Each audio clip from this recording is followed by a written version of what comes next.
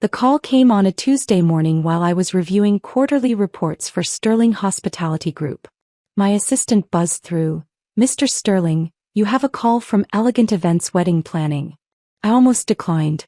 Then I remembered, my younger brother Marcus was getting married next month. I'd paid the deposit 6 months ago when I heard they were struggling with costs. $50,000 to ensure my brother had the wedding he dreamed of. The family never knew it came from me. David Sterling speaking. "Mr. Sterling, this is Amanda from Elegant Events. I'm calling about the Henderson-Miller wedding next month." Her voice sounded strained. "I have some uncomfortable news about your invitation." I set down my pen. "Go ahead. Your family contacted us yesterday. They've asked us to remove you from the guest list entirely. They said there was a family disagreement, and they specifically requested that you not attend the ceremony or reception." The words hit like a physical blow, but I kept my voice steady. "I see.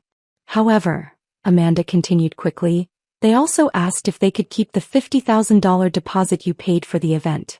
Mrs. Henderson said the family had already spent that money on other wedding expenses. For a moment I said nothing. Through my office window I could see the city skyline, half of which I owned through various investment companies. My family had no idea that their disappointing son, who they claimed never amounted to anything, controlled a hospitality empire worth $3.8 billion. "Mr. Sterling? Are you there?" "Yes," I said calmly. "I'd like you to cancel the entire wedding." "I'm sorry, what?" "Cancel the Henderson-Miller wedding. All of it. The venue, the catering, the flowers, everything." Amanda's voice rose in panic. "Sir, I don't understand.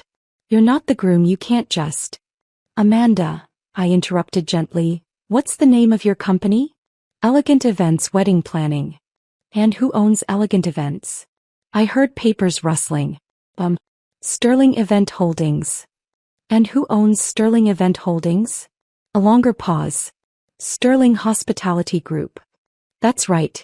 And I'm David Sterling, CEO and sole owner of Sterling Hospitality Group. So yes, I can cancel this wedding. In fact, let me be more specific. Cancel their reservation at the Grand Harbor Hotel as well. That's one of mine too. And Symphonic Catering? Also mine. The flower arrangements from Premier Botanical? Mine. The photography package from Lens and Light Studios? Mine as well. Mr. Sterling, I had no idea you were." "There's more, Amanda. The bachelor party reservation at Harbor View Resort? Mine. The rehearsal dinner at Coastal Elite Restaurant? Mine. Even the limousine service they booked through Prestige Transportation? Mine." I could hear her breathing heavily on the other end of the line. "But sir, the wedding is in 3 weeks. There are 200 guests, deposits paid. Cancel everything. Refund any deposits paid by guests for accommodations. Send the Henderson and Miller families a bill for the full amount they owe, minus my original $50,000 deposit, which I'm keeping as a cancellation fee. Mr. Sterling, this will destroy the wedding. There's no way they can find alternative vendors this close to the date. That's not my problem anymore." After hanging up, I sat back in my chair. 28 years old, and my family still saw me as the college dropout who threw his life away when I left Harvard Business School to start my first company. They had no idea that the small event planning business I'd mentioned casually over the years had grown into one of the largest hospitality empires on the East Coast. My phone buzzed with a text from my mother. "David, we need to talk about your recent behavior. Your attitude toward Marcus and Jennifer has been unacceptable. We think it's best if you don't attend the wedding. We'll be keeping the money you contributed since we've already spent it." I smiled and typed back, "Understood. Enjoy the celebration." What my family didn't know was that I'd been quietly building my empire for 8 years. It started when I dropped out of Harvard, not because I was failing but because I'd identified a gap in the luxury event market. While my family saw my decision as giving up, I was actually walking away from a guaranteed corporate job to bet everything on my vision. The first company, Sterling Events, began in my studio apartment. I planned corporate gatherings and small weddings, working 18-hour days and sleeping on my office couch. My family's response? "David's going through a phase. He'll be back to real work soon." Within 2 years, I'd bought my first property, a small event venue that was struggling financially. My family still thought I was playing entrepreneur, while they focused on my brother Marcus, who was following the traditional path through law school. By year 4, I owned 6 venues across 3 states. Sterling Hospitality Group was born, and I started acquiring complementary businesses: catering companies, florists, photographers, transportation services. Every aspect of the luxury event industry. My family remained oblivious. At holiday gatherings, they'd ask about my little business, while discussing Marcus's promising career at his law firm. When I bought my first hotel, a boutique property downtown, I mentioned it casually as expanding into accommodations. They nodded politely and changed the subject. The real growth came in years 6 and 7. I acquired struggling hospitality companies during the economic downturn, rebuilding them into profitable enterprises. Harborview Resort, Grand Harbor Hotel, the entire coastal elite restaurant chain. All companies my family had heard of, never realizing their disappointing son owned them. My phone started ringing 30 minutes after my conversation with Amanda. David. It was my father's voice, tense and confused. I just got a call from some woman saying our wedding venue was canceled. There must be some mistake. No mistake, Dad.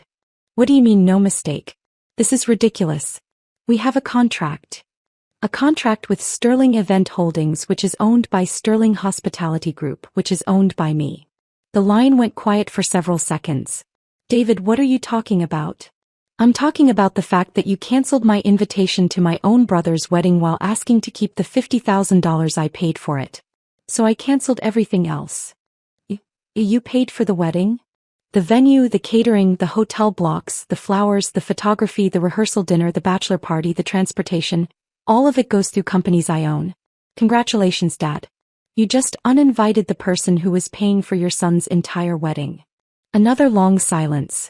David, I think there's been a misunderstanding. No misunderstanding. You made it clear I'm not welcome at family events. So my companies aren't welcome to provide services for family events either. Companies? David, what companies? You plan parties. I almost laughed. After 8 years, he still thought I planned birthday parties. Dad, I own Sterling Hospitality Group. We control 47 venues, 23 restaurants, 12 hotels, 6 catering companies, and 11 event service providers across 7 states. We generated $1.2 billion in revenue last year. That's impossible. Check our corporate website. Check the business registry. Check Forbes' list of fastest-growing private companies. We were number 17 last year. I heard muffled conversation in the background. Mom had joined the call. David, Mom's voice came through, shaky and uncertain. We had no idea you were successful. You never told us. I tried to tell you. Every family gathering for 8 years I tried to share what I was building. Remember when I mentioned buying the Harborview Resort? You said it was nice that I was staying busy. When I told you about expanding into hotels, you asked when I was going to get a real job. But you dropped out of Harvard. To build this empire. I saw an opportunity and I took it. While Marcus was studying contract law, I was writing contracts that generated millions in revenue. My father cleared his throat. David, surely we can work something out. Marcus's wedding is no longer my concern. You uninvited me, remember? You made it clear that my presence would somehow diminish your perfect family celebration. We didn't know. You didn't know because you never bothered to actually listen to what I was telling you. You saw a Harvard dropout and decided I was a failure. You never looked deeper. My phone buzzed with another call. Amanda again. Dad, I need to take this. David, wait. I switched to the other line. Amanda. Mr. Sterling, I've been getting calls all morning. Your brother, your parents, even the bride's family. They're all asking about rebooking. And, sir, with 3 weeks' notice, it's impossible. Every quality venue in the region is booked solid. The catering companies are committed to other events. There just aren't alternatives available. What about the Grandview Manor? That's one of your properties too, sir. And it's already booked for that weekend. Right. Well, then they'll need to figure something else out. Mr. Sterling, your mother called crying. She said there are 200 people invited, family flying in from across the country. She's begging for any solution. I considered this. Any solution? Yes, sir. All right. Here's what we'll do. They can have the wedding at the Grandview Manor, my smallest venue.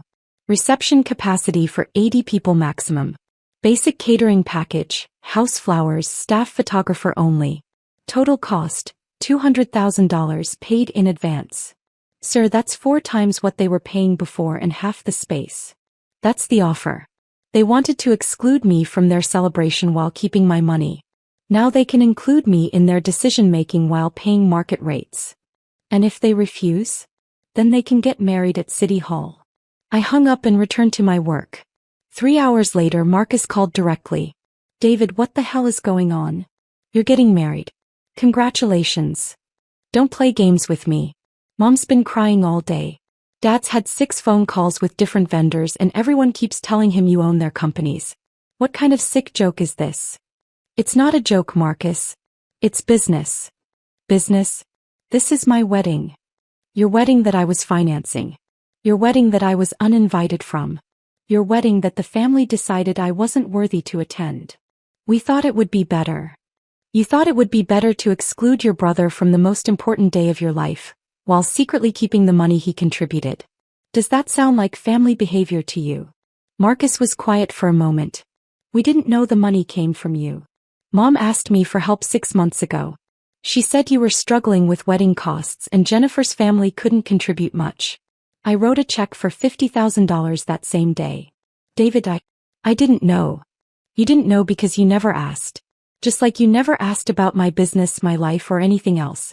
You just assumed I was the family screw-up and moved on. That's not true. Marcus, when was the last time you asked me a genuine question about my life? When was the last time any of you showed actual interest in what I do? The line was quiet. I'll make you a deal, I continued. You can have your wedding at one of my venues. But I want 3 things. A formal apology from the entire family, an acknowledgement that you misjudged me, and my invitation restored. Not as a courtesy but because you actually want me there. David, of course we want you there. Do you? Or do you want my money there? That's not fair. Fair? You uninvited your own brother from your wedding while keeping his financial contribution. Explain to me what's fair about that. Marcus sighed heavily. What happens if we don't agree to your terms? Then you figure out how to have a wedding with 3 weeks' notice and no connections in the industry. Good luck with that. And if we do agree? Then you get married at a beautiful venue with excellent service, and your brother stands beside you as family should. I need to talk to Jennifer and our parents. Of course you do. That evening my phone rang again. This time it was Jennifer, Marcus's fiancée. David? It's Jennifer. I think we need to talk. Congratulations on your engagement. Thank you. Listen, I had no idea about any of this. Marcus never told me you were helping with costs, and I certainly didn't know about your businesses. Most people don't. I've been doing research all afternoon. Sterling Hospitality Group is huge. You own half the venues I dreamed of having my wedding at when I was growing up. It's been a good few years. David, I owe you an apology. We all do. I was there when your parents decided not to invite you. I should have spoken up. Why didn't you? Honestly, because Marcus painted you as the irresponsible brother who never got his act together. I believed him. And now I realize that Marcus doesn't actually know you at all. None of them do. Jennifer paused and I could hear emotion in her voice. David, I would be honored to have you at our wedding. Not because of your businesses or your money, but because you're Marcus's brother and you clearly care about family more than the rest of them realized. What does Marcus say? Marcus is processing. He's realizing that his big brother isn't who he thought he was. It's a lot to take in. And your parents? They're scared. They've spent years treating you like the family disappointment, and now they're learning you're probably the most successful person in the room at any gathering. Success isn't just about money. No, but respect should be about recognizing when someone deserves it. And clearly you've deserved it for a long time. The next day Amanda called with an update. Mr. Sterling, your family has accepted your terms. They've paid the deposit for the Grandview Manor package, and they've formally requested that your invitation be restored. Did they agree to all the conditions? Yes, sir. Your father specifically asked me to tell you that the family would like to meet with you before the wedding to offer a formal apology. And your brother wants to know if you'd consider being his best man. I sat back in my chair looking out at the city skyline again. 8 years of building an empire while my family saw only failure. 8 years of trying to share my success while they heard only excuses. 8 years of proving myself while they waited for me to grow up. Amanda. Yes, sir. Tell them we'll have the meeting. Schedule it for this Saturday at the Harborview Resort. My private dining room. And Amanda. Yes. Make sure the catering is perfect. The meeting was scheduled for 2 p.m. on Saturday. I arrived early and stood by the floor-to-ceiling windows overlooking the harbor. This resort had been my biggest acquisition. A failing property that I'd transformed into the region's premier destination. The private dining room alone was worth more than most people's homes. My family arrived together. Mom, Dad, Marcus, and Jennifer. They looked around the room with obvious amazement. Crystal chandeliers, hand-carved furniture. A view that stretched for miles across the water. David, Dad said, extending his hand formally. Thank you for meeting with us. Have a seat. They settled around the mahogany table as servers brought in lunch, prepared by the same kitchen that catered to governors and celebrities. This place is incredible, Mom said quietly. I had no idea that I owned it. I mentioned buying a resort property 3 years ago. You said you were expanding your business. This was the expansion. Dad cleared his throat. David, we owe you an apology. A major one. Go ahead. We misjudged you. Badly. For years, we saw what we expected to see instead of what was actually happening. Marcus leaned forward. David, I'm sorry. I'm sorry for dismissing your achievements, for assuming you were irresponsible, and for letting the family uninvite you from my wedding. Why did you assume I was irresponsible? Because you dropped out of Harvard. Because you never had a traditional job. Because you never bragged about your success. Would bragging have helped? No, but maybe if you'd been more direct about what you were building. I smiled slightly. Marcus, I told you 3 years ago that I'd acquired a hotel chain. You said, that's nice, and changed the subject to your latest case at the law firm. I didn't realize you meant you owned them. What did you think I meant? He had no answer. Jennifer spoke up. David, we'd like to start over. All of us. We want to know about your life, your business, your plans. We want to be real family.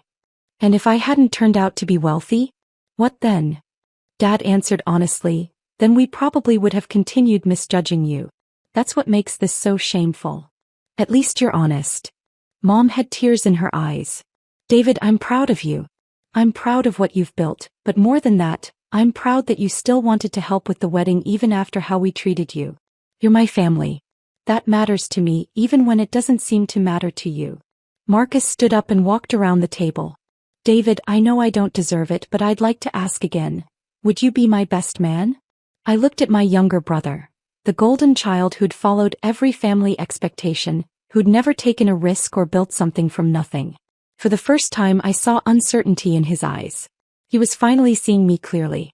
Marcus, I'd be honored. The wedding took place 3 weeks later at the Grandview Manor. Despite being my smallest venue, it was still spectacular, overlooking the coastline with gardens that had been featured in architectural magazines. The family that had once dismissed my party planning business watched in amazement as my staff executed a flawless celebration. During my best man speech, I looked out at the 200 guests, many of whom had heard whispered conversations about my business empire throughout the evening.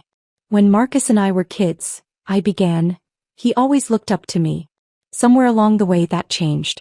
He started seeing me as the brother who took the wrong path, who gave up on conventional success. I paused, making eye contact with my family. What Marcus didn't realize is that I never gave up on success. I just defined it differently. Success isn't about meeting other people's expectations. It's about building something meaningful and sharing it with the people you love. I raised my glass. To Marcus and Jennifer, may you build something beautiful together, and may you always remember that the best achievements are the ones you share with family. Later, as the evening wound down, Dad approached me on the terrace. David, I have a question. Sure. Why didn't you just tell us? Why let us think you were struggling all these years? I considered this carefully. Dad, I tried to tell you. But more than that, I wanted you to be proud of me for who I was, not what I owned. I wanted you to see that dropping out of Harvard was the right choice, that building something from scratch had value. And we failed that test. You did. But you passed the test that mattered more. Which test was that? Tonight. When you had the chance to choose pride over family, you chose family.